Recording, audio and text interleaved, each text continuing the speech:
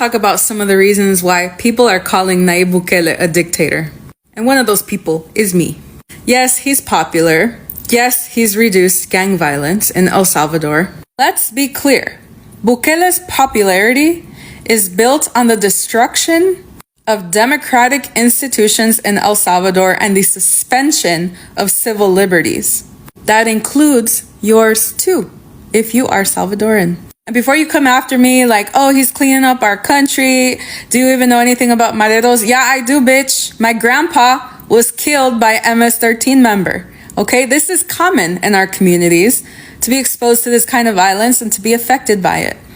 So hear me when I tell you some educational content here. This dude has no respect for the law.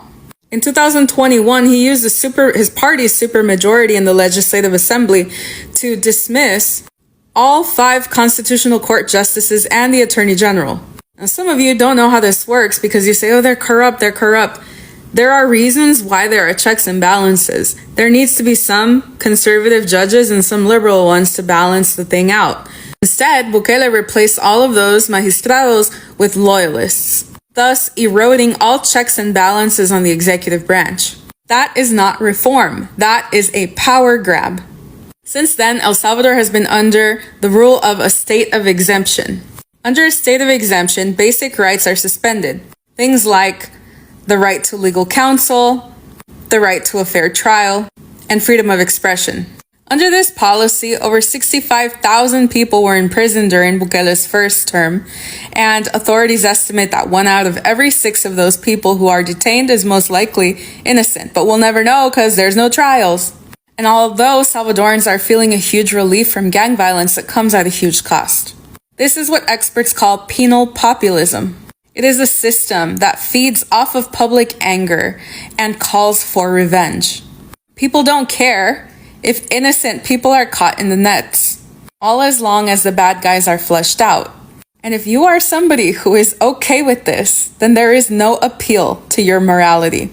Like I said, Bukele doesn't respect the law. He even ran for a second term illegally.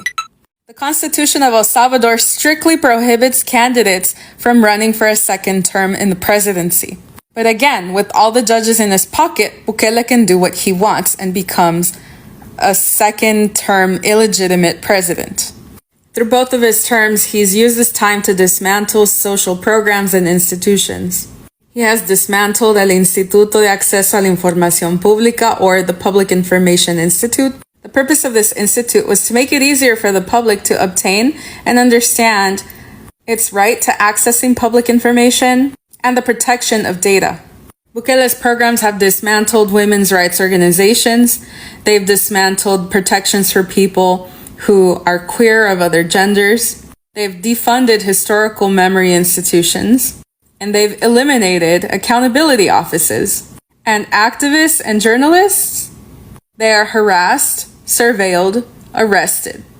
So yes, crime is down, but at what cost? In El Salvador today, that security that you are raving about, that some of you are out here saying, oh, we can finally go back home. We can finally go surf. We can finally go back. Guess what? It's being paid for by innocent lives and the erosion of democracy. That is not justice. That is not an El Salvador to be proud of. So to all the people who are so proud about this presidente, I want you to write reasons in this comment. Why? Comment. Why are you so proud of what he's done? Why? What exactly is it that you're proud of that he's done? I'll wait.